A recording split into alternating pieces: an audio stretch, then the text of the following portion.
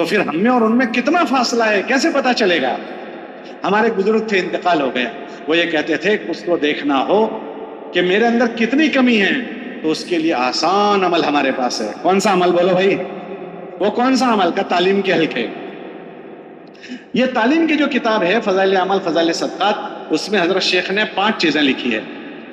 سب سے پہلے ایمانیات لکھا ہے، صحابہ کے واقعات 12 باب میں، کہ اللہ کے ساتھ تمہارا کیا تعلق ہوگا، نبی کے ساتھ کیسا تعلق ہوگا، دین کے ساتھ کیا تعلق ہوگا، وہ 5 وہ چیزیں لکھی۔ پھر ارکان اسلام 5 ہے، نماز، روزہ، زکوٰۃ اور حج، اللہ تم میں کیسا دیکھنا چاہتا ہے وہ لکھا ہے اس میں تفصیل سے۔ ایک تو وہ عمل ہے جو میں پڑھتا ہوں، اور ایک اس میں لکھا ہے کہ اللہ تمہاری کون سی نماز دیکھنا چاہتا ہے۔ پھر معاملات لکھے، حلال کیا ہے، حرام کیا ہے، حرام کا نوالا پیٹ میں چلا گیا تو کیا ہوگا، کسی کے ایک بالش سے زمین دبا لی تو کیا ہوگا، معاملات۔ پھر معاشرت لکھی ہے، امی کے کیا حقوق، ابا کے کیا حقوق، پڑوسیوں کے کیا حقوق، صلہ رحمی کیا ہے، جانوروں کے کیا حقوق ہے نا صدقات میں، اور اخلاقیات۔ حضرت فرماتے تھے کہ جب یہ کتاب پڑھی جائے تو اس کو سرسری نہ لو، ان کتابوں کو آئینہ بناؤ۔ کیا بناؤ بولو بھائی؟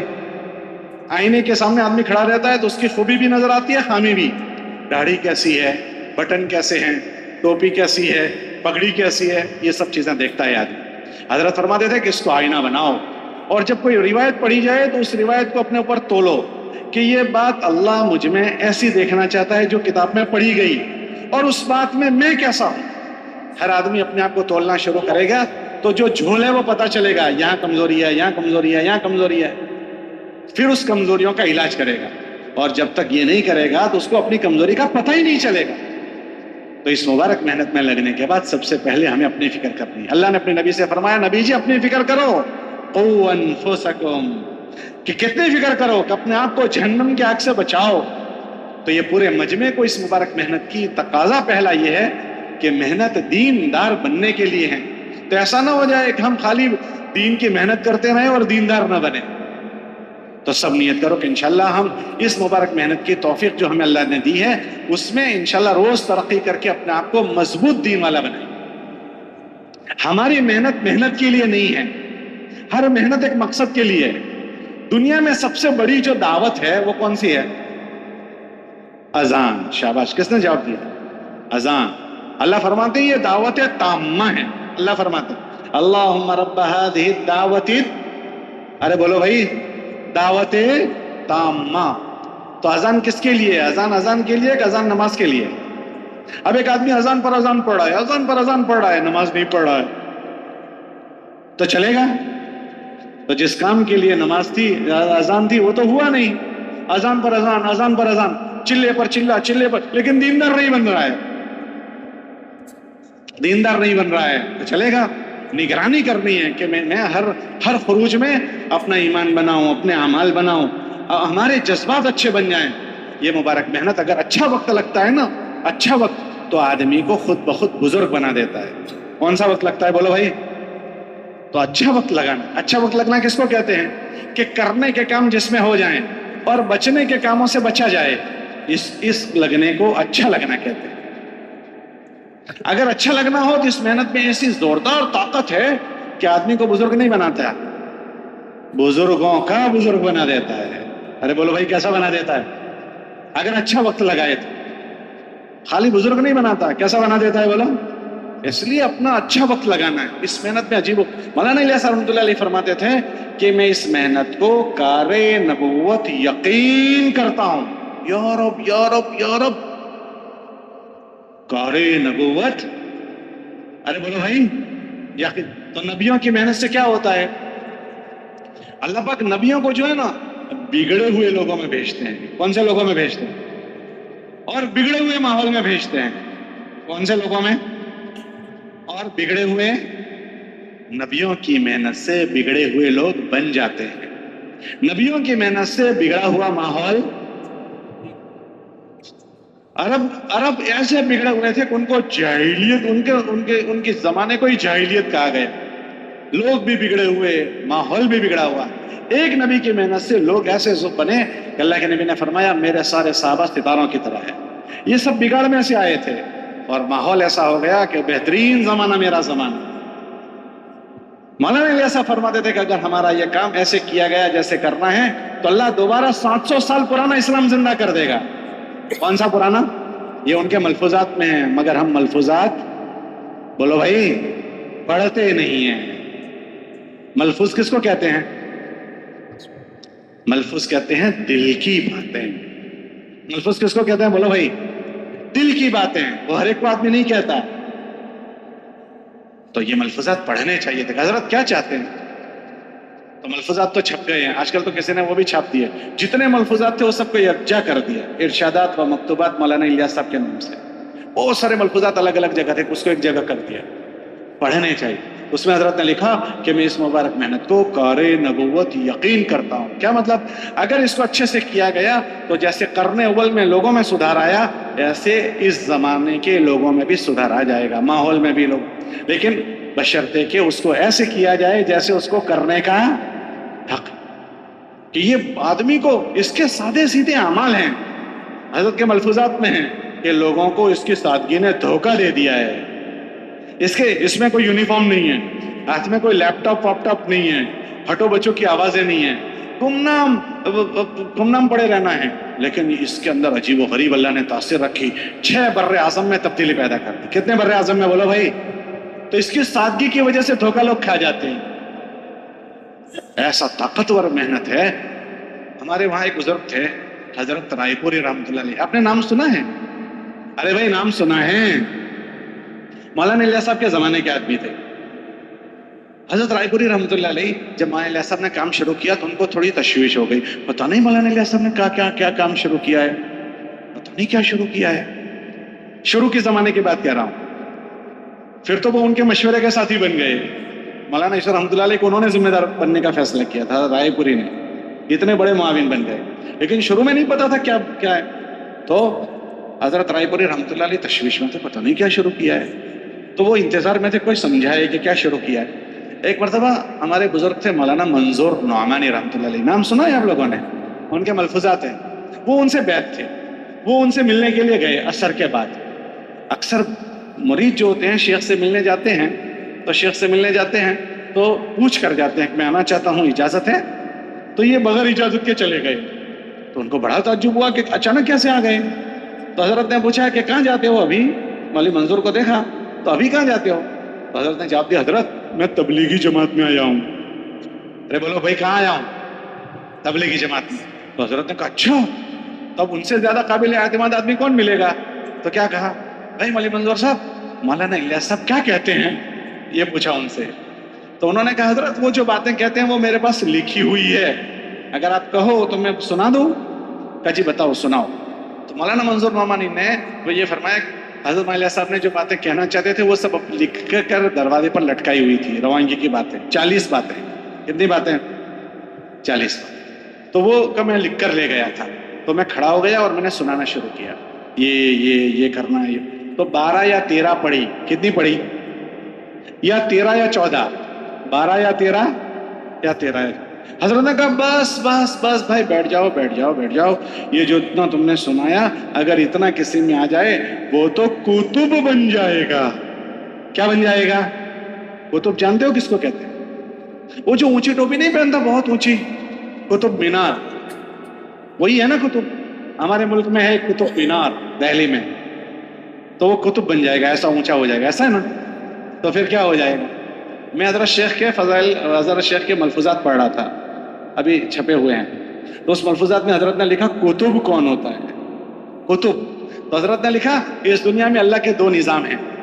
ایک تشریعی نظام، شریعت کو چلا، اس کے لیے اللہ نبیوں کو بھیجتے ہیں.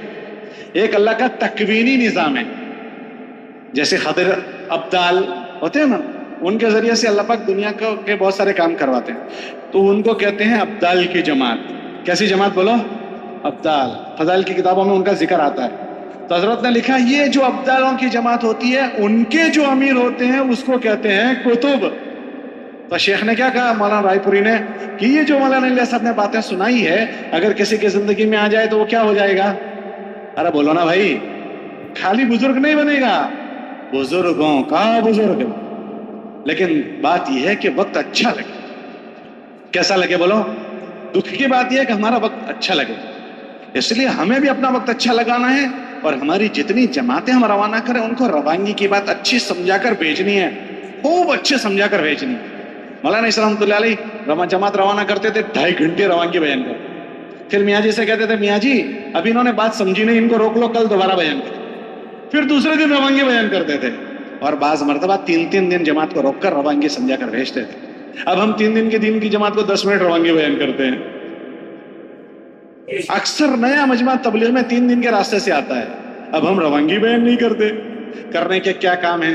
4 چیزوں میں زیادہ وقت لگانا ہے، 4 میں کم سے کم وقت لگانا ہے، چال بالکل نہیں کرنا ہے، ہوتا ہے نا؟ 4 چیزیں نہیں بولنی ہے، منعقد جماعت بنانی ہے، مسجد وار جماعت بنانی ہے، مسجد میں وقت گزارنا ہے، یہ ساری باتیں 10 منٹ میں کیسے ہو جائے گی؟ حضرت 2.5 گھنٹے بیان تک روانگی کی بات اچھی کریں۔ حضرت کے بیان میں پڑھ رہا تھا، اس میں میں نے پڑھا کہ اللہ کے راستے کا زمانہ جو ہے، وہ خروج کا زمانہ، وہ بننے کا زمانہ۔ بولو کون سا زمانہ؟ پھر حضرت نے فرمایا کوئی چیز بننے کے زمانے میں بگڑ گئی، اب اس کے بننے کی کوئی جگہ نہیں رہے گی۔ اللہ کے راستے میں آدمی بنتا بھی ہے اور اللہ کے راستے میں آدمی بگڑتا بھی ہے۔ حضرت نے پھر 2 مثالیں دی کہ بننے کے 2 جگہ کا بگڑا ہوا کہیں نہیں بنے گا، یہ فرمایا۔ 2 جگہ کا بگڑا ہوا کیا نہیں ہوگا؟ حضرت نے فرمایا ایک علم سیکھنے گیا اور علم سیکھنے کے زمانے میں اس نے گناہ کیے اور غفلت کی، تو علم سیکھنے کے زمانے میں اگر کوئی بگڑ گیا اب وہ نہیں بنے گا۔ پھر فرمایا ایک اللہ کے راستے میں گیا ہوا اگر غلط کر دے تو وہ بگڑ گیا، پھر وہ نہیں بنے گا۔ پھر حضرت نے 2 مثالیں دی۔ یہ مثال دی کہ اللہ کے راستے کا زمانہ ایسا ہے جیسے ماں کے پیٹ میں بننے کا زمانہ، ماں کے پیٹ میں بچے کے بننے کا زمانہ۔ بچہ کہاں بنتا ہے؟ ارے بولو بھائی کہاں بنتا ہے؟ ماں کے پیٹ میں۔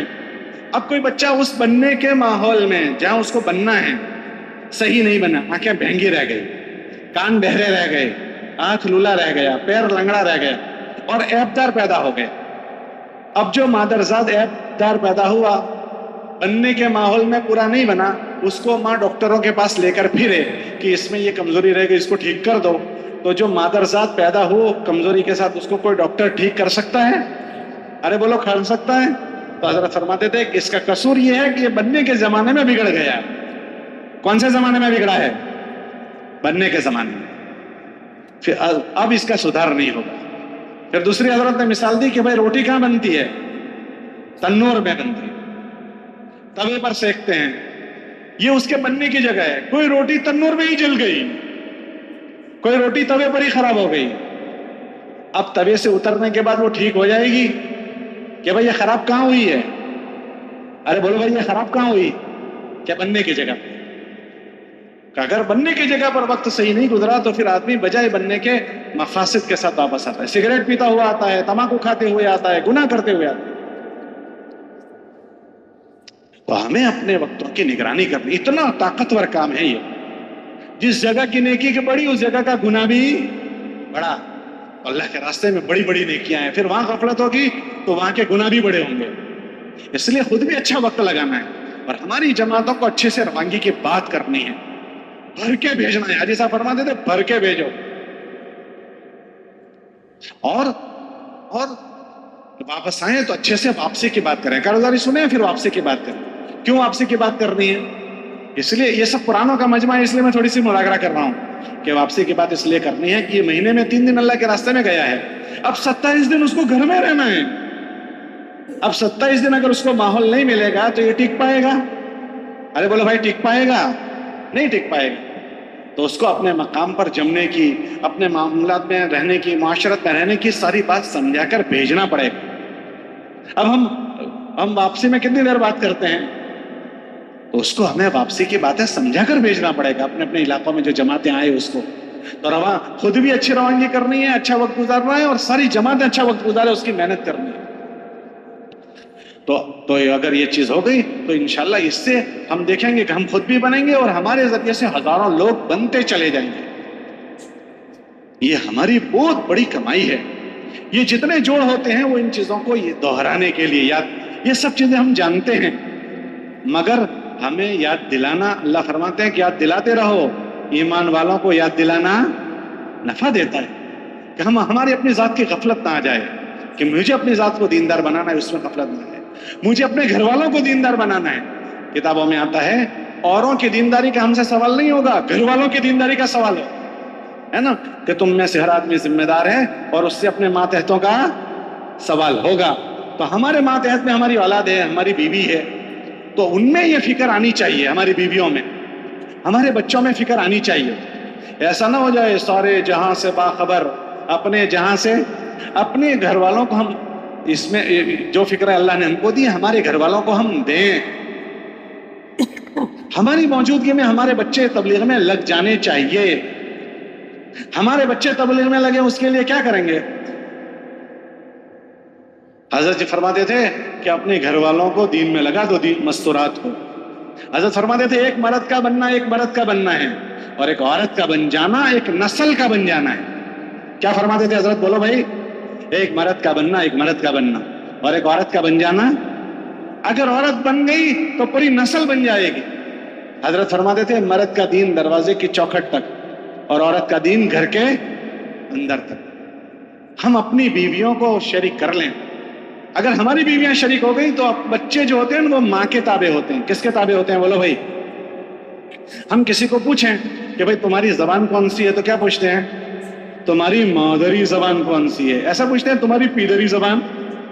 ارے بھائی بولو نا، آپ کے وہاں کیا پوچھتے ہیں؟ انگریزی میں پوچھتے ہیں تمہاری مدر ٹنگ. ویسا پوچھتا ہے فادر ٹنگ. عربی میں پوچھتے ہیں لغت الام، لغت الاب نہیں پوچھتے. بچے ماں کی بولی بولتے ہیں. ماں جس ڈگر پر ہوگی بچے اس ڈگر پر جائیں گے. تو ماں بن گئی تو پورا گھر بن جائے گا. اس کو کہتے ہیں گھر والی. کیا مطلب اس کا؟ وہ گھر کی والی ہے. وہ کیا ہے؟ بولو بھائی. گھر کی والی ہے. گھر میں کس کی چلتی ہے؟ ارے بولو بھائی. بچوں پر بھی ماں کی چلتی ہے. اور میں ایسا نہیں کہتا ہوں بچوں کے ابا پر بھی اسی کی چلتی ہے، لیکن اگر ایسا کہوں تو آپ کو برا بھی نہیں لگانا چاہیے. کتابوں میں آتا ہے آخر زمانہ ایسا آئے گا کہ عورتیں گھروں میں قبلہ ہو جائے گی. کیا ہو جائے گی؟ بولو. قبلہ کا مطلب بغیر قبلے کے نماز ہوتی ہے؟ ارے بولو بھائی. تک اب بغیر ان کی منشا کے گھر کا کوئی کام نہیں ہوگا، وہی قبلہ ہو جائے گی. آج اگر میں کہوں 80-90% قبلہ ہو گئی تو شاید برا ہو جائے گا. ہمارے گھر میں رشتہ آئے لڑکے لڑکی کا، ٹھیک ہے، رشتہ آیا اور بیوی چاہتی ہے کہ وہ رشتہ ہو جائے، ہم چاہتے ہیں وہ رشتہ نہ ہو، تو کیا ہوگا؟ جی ذرا زور سے بولو. کیوں ہو جائے گا بھائی؟ ہم تو چاہتے ہیں نہ ہو اور وہ چاہتی ہے ہو جائے، تو ہو جائے گا یا نہیں ہوگا؟ کیسے ہو جائے گا؟ وہ گھر والی ہے. بابا جی کہہ رہے ہیں وہ گھر والی ہے. وہ آپ کا اتنا ذہن بنائے گی کہ آپ کو اس کی بات ماننی پڑے گی. اچھا رشتہ آیا، ہم چاہتے ہیں ہو جائے اور وہ چاہتی ہے نہ ہو، تو کیا ہوگا؟ کیوں نہیں ہوگا بھائی؟ تو میں وہی تو کہہ رہا ہوں کہ آخر زمانے میں وہی قبلہ ہو جائے. تو ہم عورتوں سے نظر انداز نہ کریں، اپنی بیویوں کو اپنی ان فکروں میں شریک کرنے سے نظر انداز نہ کریں. دنیا میں مردوں سے زیادہ عورتیں ہیں اور عورتوں سے زیادہ اور بچے عورتوں کے تابع ہیں. تو ہم اپنی ان عورتوں کو اپنی فکروں میں شریک کریں. یہ بیویاں جو ہیں وہ لڑنے کا رشتہ نہیں ہے، یہ لڑنے کا رشتہ نہیں ہے. دنیا کا سب سے پہلا رشتہ بیوی ہے. اللہ نے دنیا میں سب سے پہلے آدم کے ساتھ کس کو بنایا؟ ہم ان کی اماں کو بنایا، ان کی بیوی کو بنایا؟ ان کی بیوی. ہماری اماں، ان کی بیوی. بھائی ہمارے گھر میں ہماری اماں، ابا کی بیوی. تو آدم علیہ السلام کے ساتھ جو تھی وہ کون تھی؟ ہماری اماں. لیکن آدم کی تو دنیا کا پہلا رشتہ کون سا؟ بیوی. ارے بولو بھائی پہلا رشتہ کون سا؟ بیوی. اور آخری رشتہ بھی جنت میں کس کے ساتھ جاؤ گے؟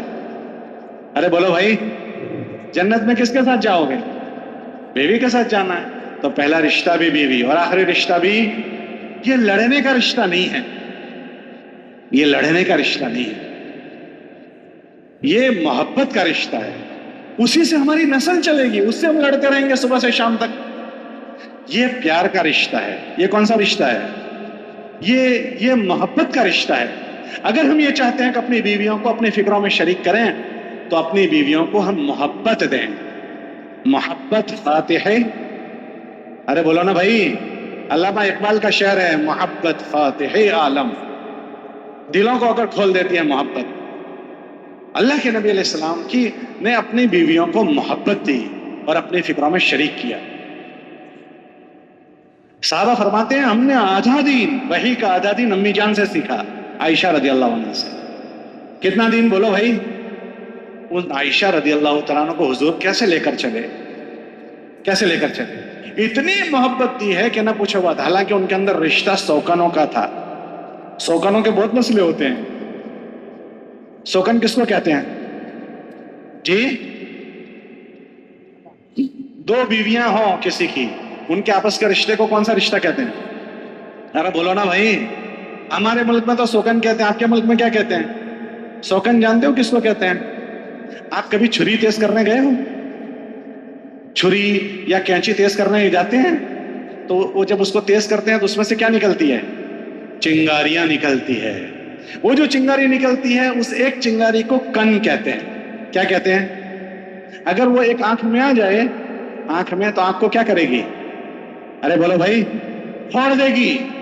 کیا کرے گی؟ ایک کن اگر آنکھ میں آ گئی تو آنکھ کو پھوڑ دے گی. اور جب دو بیویاں جمع ہو جائے تو اس کو کیا کہتے ہیں؟ ایک کن نہیں, کتنی کن؟ 100 کن. کتنی کن بولو بھائی؟ جنہوں نے کیا ان سے پوچھ لینا کیسی کن ہے وہ. تو سوکنوں کا رشتہ ہے حضور کے گھر میں. 11 بیویاں ہیں تو ان کے وہاں بھی وہ سارا ہوتا تھا جو سوکنوں میں ہوتا ہے. اللہ نے یہ ساری معاشرت ان کے ذریعے سے وجود لا کر ہم کو بتائی تم کیا کرو گے.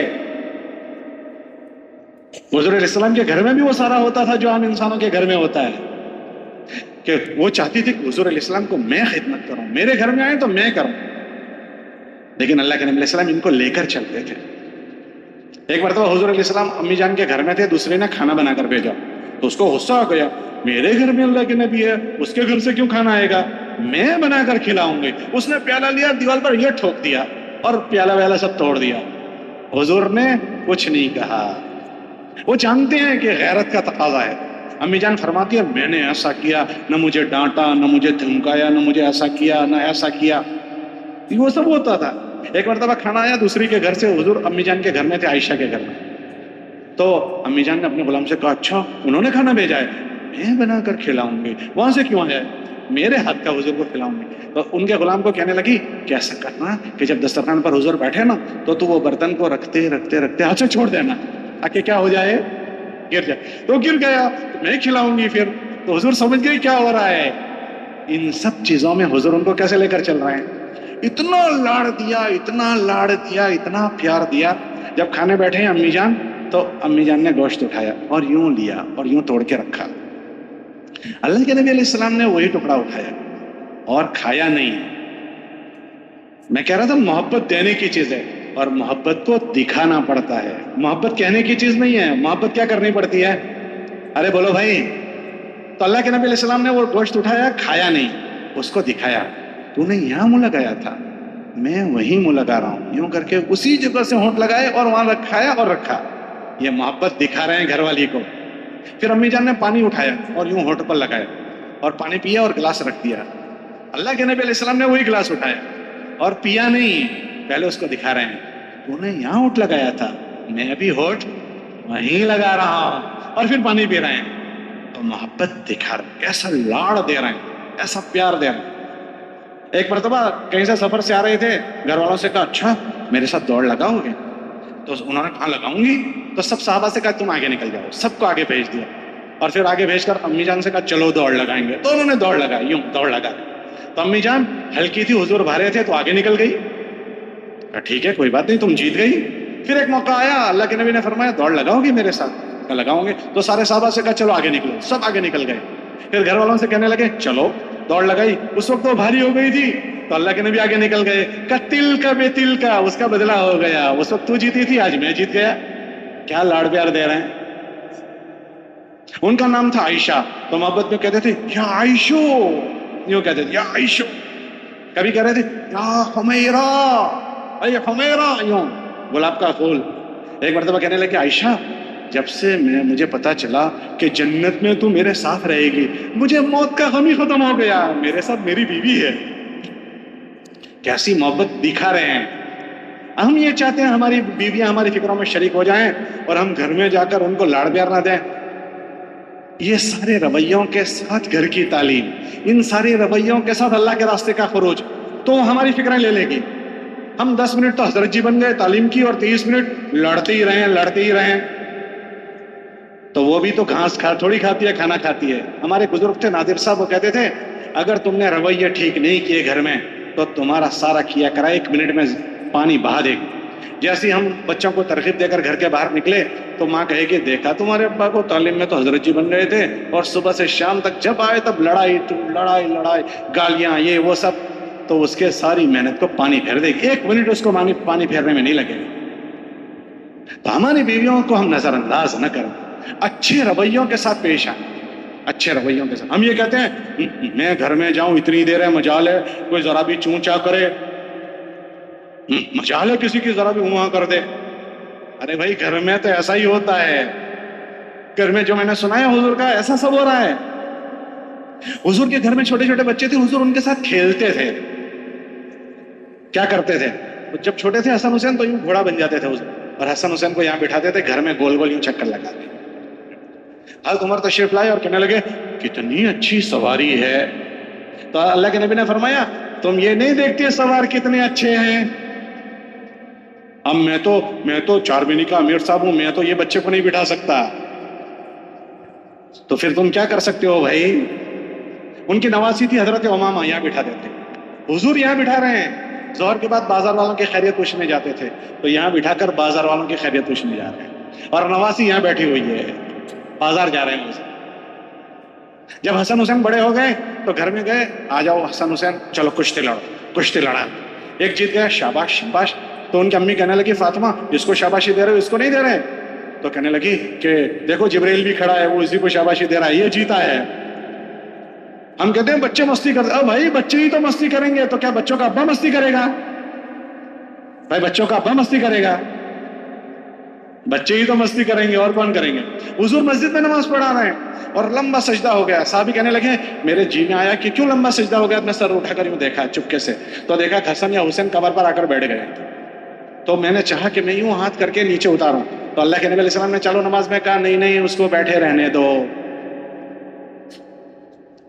کہ گھر کے معاشرت سے گھر بنے گا، گھر کے معاشرت۔ ہمارے بزرگ تھے وہ کہتے تھے جب تمہارے بچوں کے جوتے تمہاری سائز کے ہو جائیں، تمہاری سائز کے جوتوں کے سائز کے، ان کو بچے سمجھ کر اس کو ضائع نہ کرو ڈانٹ ڈپٹ، بلکہ ان کو دوست بنا کر سنبھال لو۔ اگر تم نے ان کو دوست بنا کر نہیں سنبھالا، مسجد کے باہر بہت سارے لوگ کھڑے ہیں جو ان کو دوست بنا کر برباد کر دیں گے۔ اب یہ دوست بنانے کی اس کی عمر ہوگی، اب جب چاہے تب گئے گھر میں، اب بھائی تو چلے میں نہیں گیا، تو پڑھنے نہیں گیا، تو اسکول نہیں گیا، یہ اب ٹارچر شروع ہو گیا۔ اگر ٹارچر شروع ہوا تو ہم میں اور ان میں نفرت پیدا ہو جائے گی، اور ایک دروازے سے ہم داخل ہوں گے، دوسرے دروازے سے وہ باہر چلا جائے گا۔ نرمی سے دینا ہے، نرمی اور محبت سے۔ کتابوں میں آتا ہے اللہ جو چیز نرمی سے دیتے ہیں سختی سے نہیں دیتے۔ اللہ ما یعطی علی الرفق لا یعطی علی العنف، اللہ نرمی سے جو دیتے ہیں وہ سختی سے نہیں۔ یوں کتابوں میں لکھا من حرم من الرفق حرم من الخیر کلہ، جو نرمی سے محروم ہو گیا وہ ساری بھلائیوں سے محروم ہو گیا۔ اگر ہم یہ چاہتے ہیں کہ ہمارے گھر میں یہ چیز منتقل ہو، اپنی بیویوں کے ساتھ نرم رویے، اولادوں کے ساتھ نرم رویے، یہ نہیں میں گھر میں جاؤں تو مجالے کسی کے چونچا کرے، گھر والے ہمارا انتظار کریں ہمارے آنے کا۔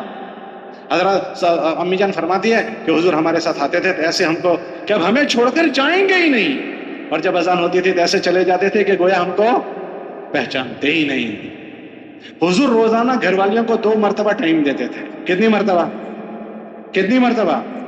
اللہ کے نبی علیہ السلام ساری نفلی عبادت گھر میں کرتے تھے، اشراق کی نماز حضور مسجد میں پڑھتے تھے، فجر سے لے کر اشراق تک مسجد میں ہوتے تھے، اشراق کے بعد ساری گھر والیوں کی خبر پوچھتے تھے کھڑے کھڑے، کیسی ہو، پھر اس گھر میں چلے جاتے تھے جہاں حضور نے رات گزاری ہے، وہاں ہوتے تھے۔ ایک تو روزانہ صبح میں سب کی خیریت پوچھتے تھے، سب کو ٹائم دیتے تھے، پھر روزانہ عصر کے بعد اس گھر میں جا کر حضور بیٹھ جاتے تھے جس گھر میں رات گزارنی ہے، ساری گھر والیاں اس گھر میں آتی تھی اور حضور کے ساتھ باتیں ہوتی تھی۔ ہم نے وہاں زبیر صاحب کو دیکھا، وہاں امام صاحب رحمۃ اللہ علیہ روزانہ عصر کے بعد گھر میں جاتے تھے، تو اس وقت تو سمجھ میں نہیں آتا تھا کہ عصر بعد کیوں جاتے ہیں، جب کتابوں میں پڑھا تب پتہ چلا کہ حضور بھی عصر بعد گھر میں جاتے تھے۔ روزانہ ساری گھر والیاں کر بیٹھتی تھی، ورنہ اس گھر والی کا نمبر تو 11 دن بعد لگنا ہے، تو 11 دن تک چھٹی۔ روزانہ 2 مرتبہ خیریت پوچھتے تھے۔ تقاضے تقاضے تقاضے میں گھر تھوڑی بھول جانے کا ہوتا ہے، ورنہ گھر میں آگ لگ جائے گی۔ حضور امام الانبیاء ہے، ان سب کے ساتھ اپنے گھر میں یہ چیز۔ صحابہ فرماتے ہیں ہم نے آدھا دین امی جان سے سیکھا ہے، اچھے رویے گھروں میں رکھنا اور بچوں کو بھی اچھے رویوں سے لینا۔ اگر یہ رویے گھر میں زندہ ہو گئے پھر ان کو اللہ کے راستے کا خروج اثر کرے گا، گھر کی تعلیم اثر کرے گی۔ اس کے ساتھ اللہ کے راستے کا خروج کروائیں۔ جس طرح ہم مردوں کی فکر خروج سے بدلی ہے، ایک عورت کے ساتھ ہماری 10 مجلسیں ذہن سازی کی کرو ایک طرف، اور ایک مرتبہ کا 3 دن کا خروج ایک طرف۔ آپ تجربہ کر کے دیکھ لیں، ایک مرتبہ سمجھایا، 2 بار سمجھایا، 3 بار سمجھایا، 10 مرتبہ سمجھا، اور اس خاتون کے ایک مرتبہ سے روزے لگ گئے تو ایک سے روزے جو اس کی فکر بدلتے ہیں، ہماری 10 مجلسیں نہیں بدلتی۔ اس لیے موقع بموقع مستورات کے ساتھ ہمارا خروج ہو، ہم اہتمام سے اپنا اس کا اہتمام کریں۔ جب بچے چھوٹے ہیں تو ان کی تعلیم کا نظام کریں، بڑے ہو جائیں تو ان کو تبلیغ سمجھائیں، تو اس سے گھر محفوظ ہوگا۔ اللہ ہم سے ہماری دینداری پوچھیں گے، اور دوسرے نمبر پر اللہ ہم سے ہمارے بیوی بچے ہمارے ماتحت ہیں اس کا پوچھیں گے، اور تیسرا ختم نبوت کی برکت سے ہمیں اللہ نے پوری دنیا کا ذمہ دار بنایا ہے۔ یوں فرمایا تم میں سے کوئی آدمی اس وقت تک مومن نہیں ہوگا جب تک اپنے بھائی کے لیے وہ چیز پسند نہ کریں جو اپنے لیے پسند کرتے ہیں۔ تو ہم سب کے خیر خواہ بنیں، اس دنیا سے انسانوں کو کما کر جائیں۔ میں نے شروع میں ذکر کیا نا، جیسے عمر ابن خطاب رضی اللہ تعالیٰ عنہ کو ان کی بہن نے کمایا، کیسی زوردار کمائی ہو گئی۔ اس زمانے میں آپ دیکھو، اس زمانے میں کیسے کیسے جیالے لوگوں نے کمائے۔ ہم لوگ ایک مرتبہ یہاں سے جا رہے تھے، ہمارے ملک ہندوستان سہارنپور جا رہے تھے، بائی روڈ جا رہے تھے، پھر وہاں سے ہم کو ہمارے صوبے میں جانا تھا، میں گجرات سے تعلق رکھتا ہوں تو ہم کو وہاں جانا تھا، تو راستے میں ہریانہ پڑتا ہے، وہاں حاجی صاحب کا گاؤں آیا، وہاں سے ہم گزرے۔ اس گاؤں کا نام ہے گمتھلا۔ کون سا گاؤں؟ تو میں نے پوچھا یہاں کتنے مسلمانوں کے مکان ہیں؟ کہا 9 مکان ہیں۔ کتنے مکان؟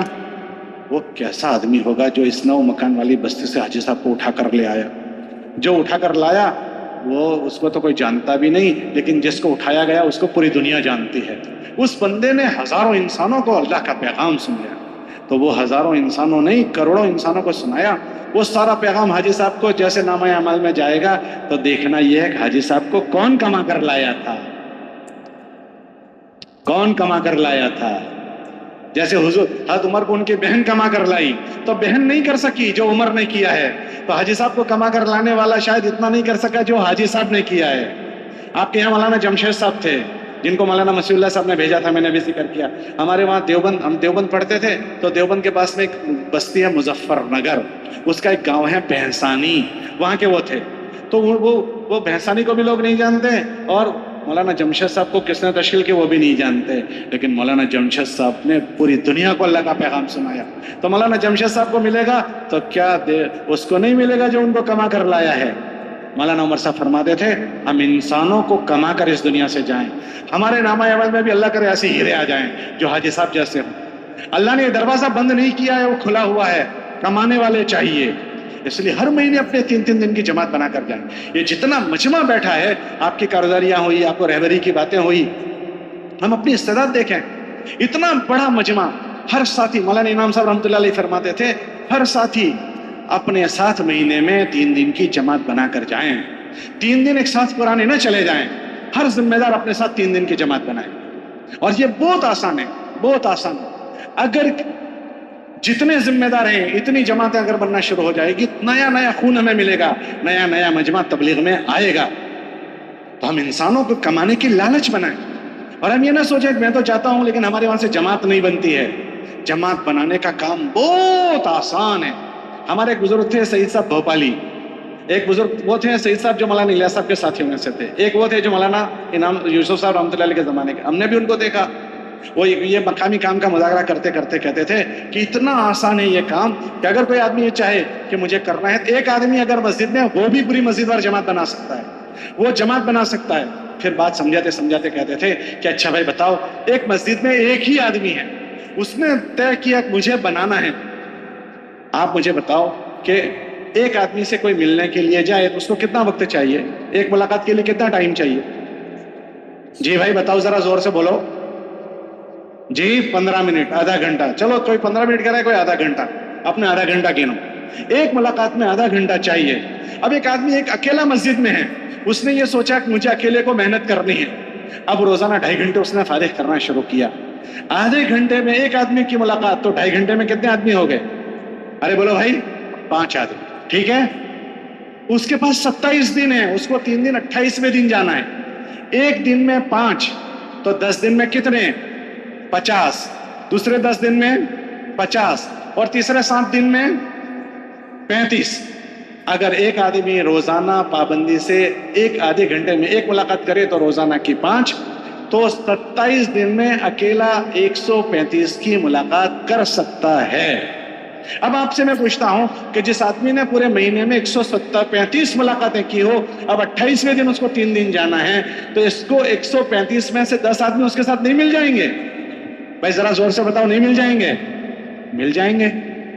ہر آدمی کی اپنی جماعت بنا سکتا ہے. اب یہ 3 دن جا کر آیا، اب وہی 3 آدمیوں کو جو 3 دن جا کر آئے 10-15 آدمیوں کے ساتھ، وہی اب اس کے ساتھ مسجد کی جماعت ہو گئی. تو مسجد اور جماعت بنانا آسان ہوا یا مشکل ہوا؟ ارے بولو بھائی یہ آسان ہے کہ مشکل؟ کون کون کہتا ہے آسان ہے؟ ذرا ہاتھ اٹھاؤ. اکیلا آدمی کر سکتا ہے. اگر اتنا بڑا مجمع ہر مہینے اپنی 3 دن کی جماعت بنائے، ایک دم ہماری 3 دن کا ریشو اوپر جائے گا. ہر اس کو ذہنوں میں لینا ہے. ابھی ہماری 3 دن کی جماعت، ایک مسجد میں 5 ذمہ دار ہیں اور 2 جماعتیں جا رہی ہے. ایک مسجد میں 10 4 مہینے والے ہیں اور 2 جماعتیں جا رہی ہے. ہر ذمہ دار کے ساتھ جماعت جائے. حضرت فرماتے تھے ہر ذمہ دار اپنے ساتھ جماعت بنائے. ہمارے وہاں پہلے جوڑ ہوتے تھے، تو ایک مرتبہ یورپ کا جوڑ تھا. یورپ کے جوڑ میں ایک مسجد والوں نے کارگزاری سنائی کہ ہماری 4 جماعتیں جاری ہیں مہینے کے 3 دن کی. حضرات نے یہ مذاکرہ کیا. مولانا امام صاحب رحمۃ اللہ علیہ بات فرماتے تھے ہر ذمہ دار اپنے ساتھ ایک معاون لے اور اپنے ساتھ جماعت بنائے. تو وہ فرانس کے لوگ تھے، یورپ میں فرانس کے لوگ ہیں. ان سے انہوں نے کہا کہ انشاءاللہ ہم یہ نیت کر کے جاتے ہیں جتنے ذمہ دار اتنی جماعتیں بنیں. 1.5 سال کے بعد حضرات کا وہاں جانا ہوا. ہم لوگ بھی اس کے بعد وہاں گئے. تو اس مسجد نے سنایا کہ اب ہماری مسجد کی 22 جماعتیں مہینے کی جا رہی ہے. ہم حیران ہو گئے کیسے 22 جا رہی ہے. انہوں نے سنایا کہ جب حضرات نے ہم کو یہ بات کہی کہ ہر مسجد والے یہ دیکھیں کہ آپ کی مسجد کی استعداد کتنی ہے، تو ہم نے بھی آ کر جائزہ لیا. تو ہمارے وہاں مکان پھیلے ہوئے تھے، اس میں جو وقت لگے ہوئے ساتھی تھے ان کو دیکھا تو 28 ساتھی ہمارے پاس ایسے ہیں جو جماعت لے کر جا سکتے ہیں. تو سب کی ہم نے ترتیبیں بنائی. بھائی تم اپنی جماعت کا ہفتہ طے کرو، تم اپنی جماعت کا دن طے کرو، اور ان کی جوڑیاں طے کر دی. اور ہر جوڑی نے جماعت بنانا شروع کر دی جیسے ابھی میں نے ذکر کیا اس طرح. تو الحمدللہ 28 میں سے اب ہماری 22 جماعتیں اپنی جوڑیاں بنا کر جا رہی. یہ قابو میں آ گیا. اگر اتنا بڑا مجمع یہاں سے یہ فکریں لے کر جائے تو ہم ہر سال ہر مہینے ہمارے نامہ اعمال میں نئے نئے لوگ آئیں گے. پھر سالانہ موقع پر ہم اپنا سالانہ چلہ لگائیں. اگر اتنا بڑا مجمع اپنا سالانہ چلہ لگائیں تو کتنی جماعت ایک دم ترقی کرے گی. اور اللہ اگر ہمت دے تو ہم انسانوں کو کمانے کے لیے اللہ توفیق دے ہر سال 4 مہینے لگاؤ. مشکل بات نہیں ہے. ہمارے وہاں بھی ایک حاجی صاحب کا انتقال ہوا، 4 مہینے میں ہی تھے. 54 مرتبہ انہوں نے 4 مہینے لگائے. 54 مرتبہ. ہمارے وہاں تو کثرت سے آواز لگتی ہے ہر سال 4 مہینے کی. تو 54 مرتبہ انہوں نے 4 مہینے، اور 4 مہینے کے دوران میں شب جمعہ میں رات میں انتقال ہوا. انسانوں کو کما کر جانا ہے. مولانا عمر صاحب فرماتے تھے دنیا سے لوگ چیزیں کماتے ہیں، ہم انسانوں کو کمائیں. خروج کے موقع پر جم کر ہمارا خروج ہو. مقام اکثر موقع ہمارا وقت جو لگے گا وہ مقام پر لگے گا. مقام میں بھی انسانوں کو کمائیں. انسانوں کو کمانے کے لیے اللہ نے موقع ہم کو دیا ہے. ہماری جو مقامی محنت کی شکل ہے اس میں ماحول بھی بنے گا اور لوگ ہمارے نامہ اعمال میں آتے چلے جائیں گے. اگر ہمارے مقام پر ماحول نہیں بنا تو اس مقام پر ہم بھی نہیں ٹک پائیں گے. ماحول کا اثر موسم کی طرح ہے. ماحول کا اثر موسم، گرمی کا موسم ہے سب کو گرمی لگ رہی ہے، ٹھنڈی کا موسم ہے سب کو ٹھنڈی لگے گی. تو اگر ماحول مقام پر نہیں ہے ہم چاہے کتنے بھی پرانے ہم نہیں ٹک پائیں گے. ماحول کا اثر سب پر ہو. دیکھو نا اللہ قرآن میں فرماتے ہیں سب سے پہلا ہم نے دنیا میں جو گھر بنایا وہ بیت اللہ بنایا. بیت اللہ کیا ہے کہ وہ بیت اللہ ہدایت کا مرکز ہے. ہدایت کا مرکز ان اول بیت وضع للناس للذی ببکۃ مبارکا وہدی، وہ ہدایت کا مرکز ہے. ہمارے نبی کے آنے سے ایک لمبا زمانے تک وہاں کوئی محنت والا نہیں آیا، تو وہاں لوگ بت پرست بن گئے. مگر وہ بت پرست ان کی بت پرستی نے اتنا اثر کیا کہ بت پرستی بڑھتے بڑھتے بڑھتے اتنی بڑی کہ بیت اللہ جو ہدایت کا مرکز تھا وہ بھی بت پرستی سے بچ نہیں سکی۔ جب بیت اللہ نہیں بچ سکتا تو میرا اور آپ کا گھر بچ جائے گا، ہماری اور آپ کے گھر اور ہمارے آپ کے محلے بچ جائیں گے۔ اس ماحول کو بنانے کے لیے محلے کی فضا ہے کہ اس کی فضا کے لیے ہم مسجد کی فکریں ہر گھر میں پہنچا دیں۔ ہمارے میاں جی محراب رحمۃ اللہ علیہ تھے، مولانا الیاس صاحب کے ساتھیوں میں سے، وہ فرماتے تھے کہ تمہاری جو فکریں ہیں ہر گھر میں پہنچاؤ تو وہ محلے والے تمہاری فکروں میں شریک ہوں گے۔ ہماری فکریں ہی گھروں میں نہیں پہنچی اور ہم یہ تمنا کریں کہ محلے والے ہماری فکروں میں شریک ہو جائیں تو ہو جائیں گے۔ تو ان فکروں کو لے کر محلوں میں پھرنا ہے۔ میاں جی محراب فرماتے تھے کہ ایسی محنت کا نظام بناؤ کہ تمہاری مسجد کے اطراف کے 100% مکان ہر 15 دن پر پوری ملاقاتیں ہو جانی چاہیے کہ یہ محلے میں ہمارے رہتا ہے، وہ دنیا بھر کی باتیں روز سنتا ہے، کم سے کم 15 دن میں ایک مرتبہ تو اللہ رسول کی کچھ بات وہ سنے۔ اگر 15 دن میں بھی ہم نے اللہ رسول کی اس کو بات نہیں سنائی، آخرت کی بات نہیں سنائی، تو دوسری باتیں اس نے سنی ہیں، پھر وہی باتیں محلے میں پھیلے گی۔ تو ایسا ایک تو نظام بنے کہ ہماری مسجد کی جماعت ہدف بنائے، ہمارے اتنے مکان ہیں، ان مکانوں کو 15 دن میں وصول کر لینا ہے، 15 دن میں ہمیں 100% تک پہنچنا ہے۔ اور یہ فرماتے تھے کہ کوشش یہ کرو کہ مکانوں میں ملاقاتوں میں جاؤ، گھروں میں بیٹھ کر گھر میں بات کرو۔ کیوں گھر میں بیٹھ کر بات کرو؟ کہ گھر میں بیٹھ کر اس لیے بات کرو کہ ہم اپنی فکروں میں گھر کے سارے افراد کو شریک کرنا چاہتے ہیں۔ اب اس گھر میں ابا ہیں، 3 بیٹے ہیں، 4 بیٹے ہیں، 3 لڑکیاں ہیں، ماں والدہ ہے۔ اب آپ نے ان کے پاس سے دکان پر ملاقات کر لی، کھیت میں ملاقات کر لی، فیکٹری میں ملاقات کر لی، گھر میں 10 آدمی ہیں۔ اب آپ نے آپ کی فکروں میں کتنوں کو شریک کیا؟ ارے بولو بھائی کتنوں کو شریک کیا؟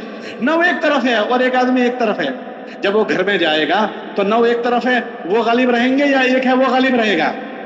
ارے بولو بھائی 9 غالب رہیں گے۔ ہم اپنی فکروں میں سب کو شریک کرنا چاہتے ہیں، تو حضرات یہ فرماتے ہیں کہ گھروں میں بیٹھ کر بات کریں۔ ہم جس کی ملاقات میں جائیں ان سے کہیں بھائی ہم آپ سے گھر میں بیٹھ کر بات کرنا چاہتے ہیں۔ پھر حضرت فرماتے تھے 6 نمبر کے دائرے میں بات کرو، 6 نمبر کے دائرے میں، اور ذرا زور سے بولو۔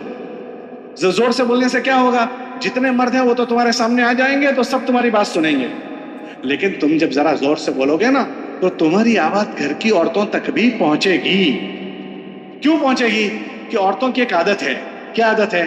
کہ اگر گھر میں کوئی باہر کا آدمی آیا ہے تو وہ کسی بھی کونے میں کام کرتی ہوگی، اس کو یہ فکر ہوگی کہ کون آیا ہے، کیا باتیں کر رہا ہے، وہ کھڑے کان کی ہوتی ہے۔ کون سے کان کی ہوتی ہے؟ بولو بھائی، فوراً کان یہاں کر دے گی۔ تو حضرت فرما دیتے ذرا زور سے بولو تاکہ ان تک بھی بات پہنچے۔ پھر یہ فرما دیتے ہاں یہ نہ کہو کہ بھائی تم اپنی مستورات کو بھی بلا لو تاکہ وہ بھی سن لیں، یہ فتنے کی چیز ہے۔ یہ نہیں کہیں گے کہ تم اپنی مستورات کو بھی بلاؤ قریب تاکہ وہ پردے کے پیچھے سنیں، ایسا نہیں کہیں گے، یہ فتنے کی چیز ہے۔ مگر یوں فرماتے تھے وہ خود ہی سنے گی، کیونکہ وہ کھڑے کان کی ہوتی ہے، اس کے کان کھڑے ہو جائیں گے، وہ تمہاری بات سنے گی۔ اب تمہاری فکروں میں مرد بھی شریک ہو گئے اور اس گھر کی، ارے بولو بھائی، عورتیں بھی۔ پھر یہ فرماتے تھے کہ اگر اس تک ہماری بات نہیں بھی پہنچ رہی آواز، تو عورتوں میں ایک دوسری عادت ہے۔ دوسری عادت کون سی ہے پتہ ہے؟ جب آپ لوگ گھر سے باہر بات کر کے نکلو گے، ان کو آواز نہیں پہنچی تو وہ کیا کرے گی؟ فوراً حاضر ہو جائے گی، کون لوگ تھے، کیوں آئے تھے، کیا کہہ رہے تھے۔ اب یہ سارے گھر کے مرد کہیں گے مسجد والے تھے، مسجد سے آئے تھے اور یہ کہہ رہے تھے، تو آپ کی بات پہنچ گئی، تو آپ نے پورے گھر کو آپ کے فکروں میں شریک کر دیا۔ ابھی ہماری مسجد کے اطراف میں 100% ملاقاتیں نہیں ہوتی۔ آپ ہر بیٹھا ہوا پورا مجمع تفقد کرے کہ ہماری مسجد کے اطراف میں کتنے مکان ہیں، ہم نے 100% ملاقاتیں کب کی تھی۔ جب ہماری ملاقاتیں نہیں ہوئی، وہ ہماری فکروں میں شریک نہیں ہوئے، تو ہمارے محلے کا ماحول کیسے بنے گا؟ وہ گھر والے ہمارا تعاون کیسے کریں گے؟ اس لیے مقام پر ہمارا مضبوط ملاقاتوں کا نظام، تو انشاءاللہ ایک عمومی ماحول بنے گا۔ پھر جیسے مدینے کا ماحول بنا کہ غلط کو گھسنے کی جگہ باقی نہیں رہے گی۔ منافق ٹھہر نہیں پا رہا تھا مدینے میں، منافق کو اپنے آپ کو چھپانے کے لیے مسجد میں آنا پڑتا تھا، وہ بھی مصلیوں کے ساتھ کھڑا ہو جاتا تھا۔ غلط اپنے آپ کو چھپائے گا، اور اگر ہمارا ماحول نہیں بنا تو غلط ہمارے محلوں میں دندناتا ہوا پھرے گا، ہم کچھ نہیں کر سکیں گے۔ جیسے مکے میں دندناتا ہوا پھر رہا تھا، مدینے میں اس کو چھپنے کی جگہ نہیں ملی، ماحول بن گیا۔ مکے میں ماحول نہیں تھا تو اس نے بیت اللہ کو متاثر کیا، اور مدینے کے ماحول نے منافقین کو متاثر کیا۔ ہماری مقامی محنت کی شکل بنے گی مقامی محنت سے۔ اس لیے ہم اپنی اپنی مقامی شکلوں کو مضبوط بنائیں. ہمارا محلہ گشتوں کے ذریعے سے پورے محلے کی فکر ایک ہو جائے, دوسرے گشت کے ذریعے سے اطراف کے محلے, اور سیروزہ کے ذریعے سے ہمارے بنجر دیہات, دوسرا گشت ہمارے بنجر مسجدوں میں ہوں. اور بنجر مطلب ہم بنجر کہتے ہیں, آپ کیا کہتے ہیں اس کو؟ بنجر کہتے ہیں. ہمارا دوسرے گشت کے ذریعے سے بنجر مسجدیں, سیروزہ کے ذریعے سے بنجر دیہات. آپ ان میں جا کر دیکھو بیچاروں کے کیسے حالات. اکثر ہماری 3 دن کی جماعتیں آباد مسجدوں میں جا رہی ہیں, اکثر ہمارا دوسرا گشت آباد مسجدوں میں ہو رہا ہے. اگر ہم آباد مسجدوں میں جائیں گے تو ان غرابات کی کون فکر کرے گا؟ یہ جتنے دیہاتوں والے ہیں نا, ان میں 2 کمزوریاں ہیں. دونوں کمزوریاں ایسی ہے کہ جو آدمی کو کفر تک لے جاتی ہے. ایک جہالت ہے, جہالت اللہ سے جاہل, نبی سے جاہل, دین سے جاہل, پھر جو پڑھائے گا ایسا پڑھ لیں گے. تو ایک دیہات والوں میں جہالت ہے, اور دوسرا دیہات والوں میں غریبی ہے. کتابوں میں آتا ہے غریبی کفر تک لے جاتی ہے. کاد الفقر ان یکون کفرا, تھوڑے سے پیسوں میں بک جائیں گے.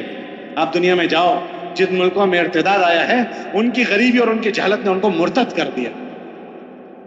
ہم اپنے دیہاتوں میں جائیں, یہ قابل رحم مجمع ہے. تھوڑے سا تھک لیں, کل قیامت کے دن اللہ کے نبی علیہ السلام کے جھنڈے کے نیچے جگہ مل جائے گی. ان کے ہاتھ سے جام کوثر مل جائے گا. انصاری صحابہ سے حضور نے فرمایا محنت میں لگے رہنا, اور کل قیامت کے دن میرے پاس آ کر حوض کوثر پر اس کا بدلہ لے لینا. ہم سب کا یہ جو عمل ہے وہ نصرت کا عمل ہے. اللہ نے ہم سے نصرت کا مطالبہ کیا, یا ایھا الذین آمنوا کونوا انصار اللہ. ہجرت کا دروازہ بند ہو گیا, فرض ہجرت اب نہیں ہوگی. جب مکہ فتح ہو گیا تو ہمارے نبی نے فرمایا لا ہجرت بعد اليوم, اب آج کے بعد کوئی فرض ہجرت نہیں, ولکن جہاد و نیت. لیکن نصرت کا دروازہ کھلا ہے, قیامت تک کھلا رہے گا. ہم سب یہ نصرت کی محنت میں لگے ہوئے ہیں, اور نصرت والوں کے لیے بڑے فضائل ہیں. حضور نے فرمایا اگر مہاجرین ایک طرف جائیں اور نصرت والے ایک طرف جائیں, میں نصرت والوں کے ساتھ جاؤں گا. حضور نے فرمایا مہاجرین میرے اوپر کا کپڑا ہے, نصرت والے میرے اندر کا کپڑا ہے, میرے سے جسم سے لگے ہوئے ہیں. ہم اپنے آپ کو نصرت والے بنائیں. اللہ کے نبی علیہ السلام نے فرمایا انصاری صحابہ سے کل قیامت کے دن تمہارا بدلہ میں کوثر پر دوں. مولانا اسلام رحمۃ اللہ علیہ فرماتے تھے کہ بھائی خالی جنت میں جانے کا مسئلہ نہیں ہے, جنت میں تو اگلی امتیں بھی جانے والی ہے, اور مغفرت تو انشاءاللہ ہو ہی جائے گی, مگر ہم تو اپنے نبی کے ساتھ جانا چاہتے ہیں. ہم اپنے نبی کے ساتھ جانا چاہتے ہیں. مسئلہ خالی جنت میں جانے کا نہیں, ہم تو ہمارے نبی کے ساتھ جانا چاہتے ہیں, ان کے جھنڈے کے نیچے جانا چاہتے ہیں. جب ان کے نبی کا کام کیا جائے گا تو ان کے جھنڈے کے نیچے جگہ مل جائے گی. اس لیے یہ تھوڑی سی زندگی اللہ نے دی ہے, اس کو سستی میں نہ گزاریں.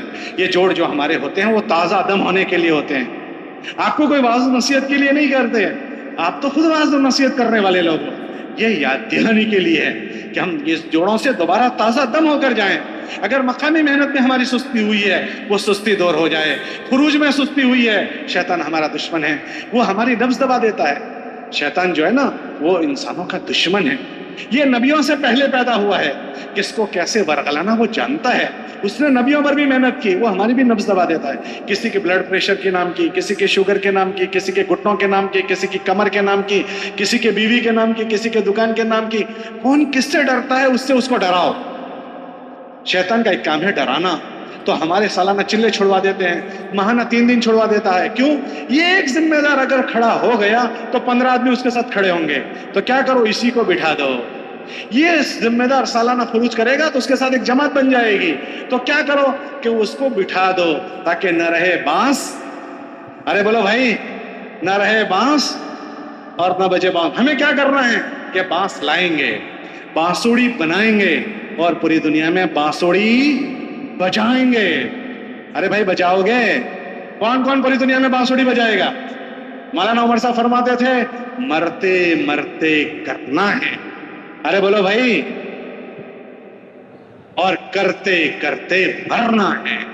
کون کون ایسے نیت کرتا ہے؟ تو کون نیت کرتا ہے شیطان کا لقمان نہیں بنوں گا؟ کون کون نیت کرتا ہے اس کا لقمان نہیں بنیں گے؟ خروج کا موقع آئے گا, ہر ذمہ دار سالانہ اور ماہانہ اپنی جماعت بنا کر جائے گا. لٹک نہیں جائیں گے, سارے پرانے ایک ساتھ نہیں جائیں گے, بیٹھ نہیں جائیں گے, شیطان کا نیوالا نہیں بنیں گے. ماہانہ کے موقع پر ماہانہ میں جائیں گے, اور سالانہ کے موقع پر اللہ ہمت دے ہر سال 4 مہینے جائیں گے. بھائی ہر سال جاؤ گے اور مقام کے موقع پر اہتمام سے روزانہ ملاقاتوں کا نظام ایسا بنائیں گے کہ 100% مکانوں تک جلدی جلدی پہنچیں گے، ہر 15 دن میں پہنچیں گے، اور پہلے گشت دوسرے گشت کے ذریعے سے فضا بنائیں گے، دیہات والوں کی فکر کریں گے۔ انشاءاللہ ہمارے نامہ اعمال میں ایک بہت بڑا انسانوں کا مجموعہ جمع ہو جائے گا۔ جب اللہ کے دربار میں جائیں گے، او ہو، آپ کے جھنڈے کے نیچے آپ کے پیچھے ایک بہت بڑا ٹولا کا ٹولا ہوگا۔ یہ کون ہے آپ کے پیچھے؟ کہ یہ وہ ہیں جن کے پیچھے ہماری گشتیں ہوئی ہے، ہماری ملاقاتیں ہوئی ہے، جن کے لیے جان ماری ہے۔ تو جیسے ایک جماعت آئے گی، ایسے یہ ہمارا سارا کا سارا مجمع ایک قافلوں کے ساتھ حاضر ہوگا۔ سب نیت کرتے ہو بھائی؟ کون کون نیت کرتا ہے؟ سستی دور کر دیں گے، کمزوری دور کریں گے، اور انشاءاللہ موت تک لگے رہیں گے۔ اللہ موت تک لگائے رکھے، اس کے لیے اس کی قدر کریں گے، خود بھی دین کی فکر کریں گے، اپنے آپ کو دیندار بنائیں گے، ایمانیات، عبادات، معاملات، معاشرت اور اخلاقیات، یہ سب کو اچھا کرتے ہوئے اپنے وقت پر خروج کریں گے، اور خروج کو بھی اچھا بنائیں گے، غلط کو گھسنے نہیں دیں گے، غلط کو گھسنے نہیں دیں گے۔ مولانا علیہ صاحب کے ملفوظات میں ہیں کہ تم اللہ کے راستے میں کیسا خروج کرو، ایک ایسی دنیا بناؤ کہ تم ہو اور تمہارا اللہ ہو، تم ہو اور تمہارا، اس دل کو اللہ کے غیر سے خالی کر کے جانا ہے اللہ کے راستے میں، اس دل میں اللہ کا غیر خالی کرو۔ پہلے جماعتوں میں جاتے تھے تو یوں کہتے تھے بھائی تم گھر میں خط لکھو، کہاں ہو قرضداری لکھو، مگر گھر سے جواب آئے اس کا ایڈریس نہ لکھو۔ کیوں؟ اگر تم ایڈریس لکھو گے تو گھر سے جواب آئے گا، وہ جواب تم پڑھو گے تو تمہاری یکسوئی ختم ہو جائے گی۔ اتنا احتیاط کرواتے تھے۔ اب تو ہمارے پاس موبائل آ گیا، ان موبائلوں نے ہمارا ستیہ ناش کر دیا، ہماری پوری یکسوئی ختم کر دی۔ یکسوئی تو ختم کر دی بلکہ ہمارے خروج کو گندا کر دیا۔ ہم موبائل میں گندی چیزیں دیکھنے کے عادی ہو گئے، ہم اللہ کے راستے میں بھی ان سے نہیں بچ پاتے ہیں، تو اللہ کے راستے میں ہم سے گناہ ہوتے ہیں، تو جس جگہ کی نیکی بڑی اس جگہ کا گناہ بھی بڑا۔ ہم مسجد میں رہ کر اللہ کی نافرمانی کرتے ہیں، اور جب اللہ کے راستے میں گناہ ہوں گے تو بچائے بننے کے بگڑ کر لوٹ کر آتا ہے۔ اور عملوں کی ناقدری جتنی موبائلوں سے ہوتی ہے اتنی اور کسی سے نہیں۔ ایک آدمی تلاوت کر رہا ہے بہت اچھے سے اور فون کی گھنٹی بجی، تو اکثر مجمع کیا کرتا ہے؟ تلاوت کرتا رہتا ہے یا فون اٹھاتا ہے؟ تو اس نے تلاوت کی قدر کی یا تلاوت کی ناقدری کی؟ ایک آدمی تسبیح پڑھ رہا ہے بہت مگن سے اور فون کی گھنٹی بجی، تو وہ کیا کرتا ہے؟ تسبیح پڑھتا رہتا ہے یا فون اٹھاتا ہے؟ ایک آدمی تعلیم میں بیٹھا ہے اور فون کی گھنٹی بجی، تو تعلیم میں بیٹھا رہتا ہے یا فون لے کر باہر کونے میں جاتا ہے؟ گشتوں میں گیا ہوا ہے، اللہ سے مانگ کر گیا ہے، اور بیچ میں فون آ گیا تو فون اٹھا لیتا ہے۔ تو اس نے گشت کی قدر کی، گشت کی ناقدری کی۔ اکثر ہمارے موبائلوں نے ہمارے عملوں کی ہم سے ناقدری کروائی۔ آپ کا کیا خیال ہے اگر روز ناقدری ہوتی رہے گی تو عمل کی توفیق ملے گی یا عمل سلب ہو جائے گا؟ ہمارے موبائلوں نے ہمارے دن کی طاقت بھی ختم کر دی، رات کی طاقت بھی۔ رات دیر تک موبائل دیکھتے دیکھتے آدمی سوتا ہے، تہجد گئی، تہجد میں اٹھنا ختم ہو گیا۔ اللہ پہلے آسمان پر آ کر کہتے ہیں ہے کوئی مانگنے والا، ہے کوئی توبہ چاہنے والا، اور یہ رات دیر سے سویا ہے، گناہ کرتے کرتے سویا ہے، غلط چیزیں دیکھتے دیکھتے سویا ہے، تو اللہ کیسے توفیق دے دے گا؟ اس لیے سب نیت کرو کہ انشاءاللہ خروج میں موبائل لے کر نہیں جائیں گے۔ کون کون نیت کرتا ہے؟ اپنے خروج کو پاک صاف رکھیں گے۔ اتنا اچھا خروج کیا اور اس میں گندگی لا لی تو ایسا ہے جیسے بریانی بنائی اور کتے نے منہ مار دیا۔ بریانی بنائی اور کتے نے زمزم رکھا ہوا ہے اور پیشاب کے قطرے ڈال دیے۔ تو ہم اپنے خروج کو گندا نہیں کریں گے، موبائل گھر میں چھوڑ کر جائیں گے، اور اہتمام سے مقام کے زمانے میں مقامی محنت کریں گے، اور خروج کے زمانے میں ہر مہینے 3 دن اپنی جماعت بنائیں گے، سالانہ خروج کریں گے، مقام پر 100% تک ہماری بات پہنچے اس کے لیے ملاقاتوں کا نظام مضبوط بنائیں گے، اور ہر ذمہ دار اپنی جماعت بنا کر خود جائیں گے۔ کون کون نیت کرتا ہے خود کی جماعت بنائیں گے، اور ہر سال 4 مہینے لگائیں گے، اور دعاؤں کا اہتمام کرنا ہے۔ مولانا علیہ صاحب فرماتے تھے مخلوق پر 1 گنا محنت کرو، اللہ پر 10 گنا محنت کرو۔ اللہ پر کتنی گنا بولو بھائی؟ تو نیت کرو کہ انشاءاللہ ہم بھی دعا کے مقدار کو بڑھا دیں گے۔ یہ سب چیزیں اللہ کے سامنے کوئی چیز نہیں۔ دعا کو مومن کا ہتھیار کہا گیا۔ کیا کہا گیا بولو؟ ہتھیار سے آنے والی مصیبتوں کا مقابلہ کیا جاتا ہے۔ ہمارے پاس سارے حالات کے توڑ کے لیے دعا ہے۔ الدعاء سلاح المومن، وہ دعا ہتھیار ہم نے چھوڑ دیا۔ وقت نکال کر دعائیں مانگیں، خاص کر آخر رات میں مانگیں۔ تو سب نیت کرو جلدی سوئیں گے اور جلدی اٹھیں گے۔ سب نیت کرتے ہو اور دعاؤں کا اہتمام۔ ہم اٹھتے ہیں آخر میں 2 رکعت تہجد پڑھ کے سو جاتے ہیں۔ اکثر حضور علیہ السلام 8 رکعتیں تہجد میں پڑھتے تھے۔ کتنی رکعتیں بولو بھائی؟ اکثر اور جو پاؤں مبارک پر ورم آنے کے واقعات ہیں وہ دن کی فرض نمازوں کے نہیں ہیں، رات کی تہجد کے واقعات ہیں۔ فرض نمازیں تو حضور مجمع کی رعایت کے ساتھ پڑھاتے تھے، چھوٹی چھوٹی صورتیں پڑھتے تھے، مگر رات میں اتنا لمبا لمبا قیام کرتے تھے کہ پیر مبارک پر بھرم آ جاتا تھا۔ ہم 2 رکعت پڑھتے ہیں، انا اعطیناک قل اللہ میں پورا کر کے سو جاتے ہیں، ایک مجمع اٹھتا ہی نہیں، جو اٹھتا ہے وہ مختصر پڑھتا ہے۔ اس لیے نیت کرو کہ اچھا وقت نکال کر اٹھیں گے، اچھی لمبی لمبی نمازیں پڑھیں گے اور اللہ سے آہوزاری کر کے اللہ سے فیصلے کروائیں گے۔ حاجی صاحب کہتے تھے اللہ سے فیصلے کرواؤ، یہ چیزیں آپ نے ہم سے زیادہ سنی ہیں، حاجی صاحب کے جملے ہم تو آتے تھے تب سنتے تھے، کیا کہتے تھے؟ اللہ سے کیا کرواؤ؟ بولو فیصلے کرواؤ۔ تو وہ فیصلے کروانے والا بننا ہے، نیت کرتے ہو بھائی۔ ہم کو وہاں ابراہیم صاحب نے سنایا مولانا احسان صاحب کے والد صاحب کی بات، بابو بشیر صاحب وغیرہ کی، کہنے لگے مشورے میں بیٹھے اور کوئی بات الجھی ہوئی ہو اور کل کرنے کی ہو تو یوں من سے بولتے تھے، من سے کیا بولتے تھے؟ کوئی بات نہیں، ابھی تو ہمارے پاس ایک رات ہے نا۔ کیا مطلب اس کا؟ فیصلہ کروا دیں گے اللہ سے، یوں من بھر کے بولتے تھے۔ تو مولانا بھی جو سناتے تھے تو ہمیں بھی حلاوت آتی تھی، ایسے نقل کرنے میں بھی مزہ آتا تھا، وہ نقل کرتے تھے کہ یوں کہتے تھے ابھی تو ہمارے پاس ایک رات ہے نا، کوئی بات نہیں، اللہ میاں سے کہہ دیں گے۔ کس سے کہہ دیں گے؟ بولو بھائی، اللہ میاں سے۔ مانگو اسی سے جو دے خوشی سے، کہے نا کسی سے۔ دنیا کے لوگ تو ایک چائے کی پیالی پلاتے ہیں تو 10 آدمیوں کے بیچ میں پوچھتے ہیں مولانا صاحب چائے اچھی تھی نا؟ وہ سمجھا رہے ہیں، سب کو سنا رہے ہیں میں نے مولانا صاحب کو چائے پلائی ہے۔ اللہ تو دے کر کسی کو کہتا بھی نہیں ہے، تو اس سے ہم نہیں کہتے۔ تو سب نیت کرو اب کہ اللہ کے سامنے منگتے بن جائیں گے۔ کس کے سامنے؟ بولو بھائی، اللہ کے سامنے منگتے بن جائیں گے، منگتے۔ اللہ کے سامنے در کے بھکاری بن جائیں گے، مانگو گے انشاءاللہ۔ مولانا علیہ صاحب فرماتے تھے اللہ پر 10 گنا محنت کرو۔ تو کون کون محنت؟ دعا مانگنے کی دعا بڑھائیں گے، اللہ توفیق دے۔ اور ہر سال 4 مہینے جائیں گے۔ ارے بھائی کتنا جاؤ گے؟ کم از کم ہر سال 4 مہینے۔ کون کون جائے گا ہر سال؟ جو سچا ہوگا اللہ اس کو سچا کر بتائے گا۔ کھڑے ہو کر اللہ کو اپنے ارادے بتاؤ، کھڑے ہو کر اللہ کو اپنے ارادے بتاؤ۔ ہر سال کتنا جائیں گے؟ اور اکیلے جائیں گے یا جماعت بنا کر جائیں گے؟ پرانوں کے ساتھ لٹک تو نہیں جائیں گے؟ تو پھر کیا کریں گے؟ ہر ساتھی نئے ساتھیوں کو لے کر اپنے ساتھ جماعت بنائیں گے اور اپنی مسجد میں مقام پر ایسی محنت کا نظام بنائیں گے کہ 100% مسجد کے لوگوں کو محنت کے نظام سے جوڑ دیں۔ ہر 15 دن میں 100% ملاقاتیں کر لیں گے۔ کر لو گے؟ کون کون کرے گا؟ ہاتھ اٹھاؤ۔ اچھا بیٹھ جاؤ، اچھا بیٹھ جاؤ، سب بیٹھ جاؤ۔ ہاں بھائی بیٹھ جاؤ، آپ کے نام میں نہیں لکھ سکتا، آپ اپنے حلقوں میں اور مسجدوں میں لکھوانا۔ ہمارے جو جوڑ ہوتے ہیں نا وہ آپ کو واعظ نصیحت کے لیے نہیں، دوبارہ تازہ دم ہو کر یہاں سے ہم جائیں اس کے لیے، نیتوں کی تجدید کر کے، کیونکہ دنیا غفلت کی جگہ ہے تو یہاں غفلت ہو جاتی ہے، سستی ہو جاتی ہے، تو یہاں کی سستی دور کر کے جانا ہے۔ حدیث میں آتا ہے ایک چھوٹا سا جملہ، ایک مولانا صاحب تھے، ان کا سال پورا ہو رہا تھا، میں حضرت مولانا ابراہیم صاحب کے پاس ان کو لے کر گیا کہ مولانا ان کا سال پورا ہو رہا ہے، کچھ نصیحت فرما دیجئے۔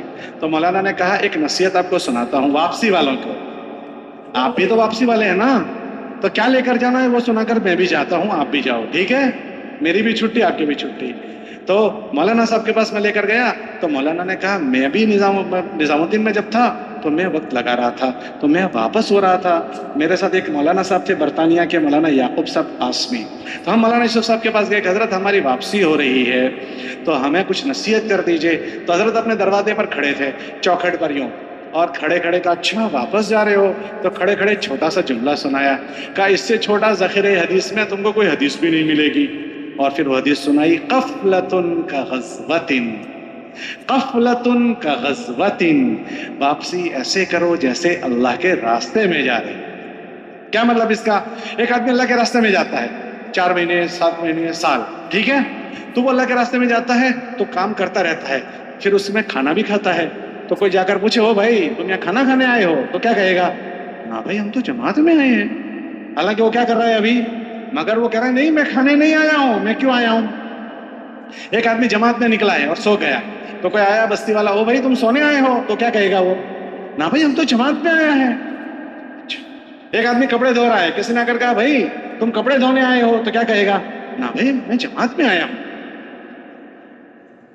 تو ساری ضرورتیں اپنی پوری کرتا ہے مگر سب کو کہتا ہے میں جماعت میں آیا ہوں۔ ساری ضرورتیں پوری کی. حضرت صحابہ شادی کی ضرورت بھی سفر میں کرتے تھے, رخصتی بھی سفر میں ہوتی تھی, مگر یوں کہتے تھے ہم جہاد میں آئے ہوئے ہیں, اللہ کے راستے میں آئے ہوئے ہیں. تو حضرت نے فرمایا واپسی ایسے کرو جیسے تم اللہ کے راستے میں جا رہے ہو. دکان پر بھی جائیں گے, بیوی بچوں میں بھی جائیں گے, کاروبار میں بھی جائیں گے, مگر ہم اللہ کے راستے میں ہیں. جس طرح اللہ کے راستے میں رہنے والا اپنے سارے کام کرتا ہے مگر یہ کہتا ہے میں اللہ کے راستے میں ہوں, ایسے ہم گھر میں رہنے کے زمانے میں ہمارے دل دماغ پر یہ سوار ہو کہ میں کہاں ہوں, بولو بھائی اللہ کے راستے میں ہوں. بیوی بچوں کے پاس بھی جانا ہے, کاروبار میں بھی جانا ہے, مگر طبیعتوں میں یہ سوار رہا میں اللہ کے راستے میں ہوں, تو ہمارا اجر بھی روز بڑھتا جائے گا اور کام میں جی لگے گا. تو ہماری بھی واپسی ایسے ہو جیسے اللہ کے راستے میں جا رہے ہیں. ایسا نہیں کہ آج پورا ہو گیا 3 دن کا جوڑا, اب چھٹی. اس کو چھٹی نہ ملی جس نے سبق یاد کیا. آج کا سبق سنا دیا, چھٹی نہیں, آگے کا سبق پڑھو. اس کا مطلب کیا ہوتا ہے؟ اس کو چھٹی نہ ملی جس نے سبق, کیا مطلب آج کا سبق آپ نے سنا دیا تو چھٹی نہ بھائی, آگے کا سبق باقی ہے وہ شروع کرو.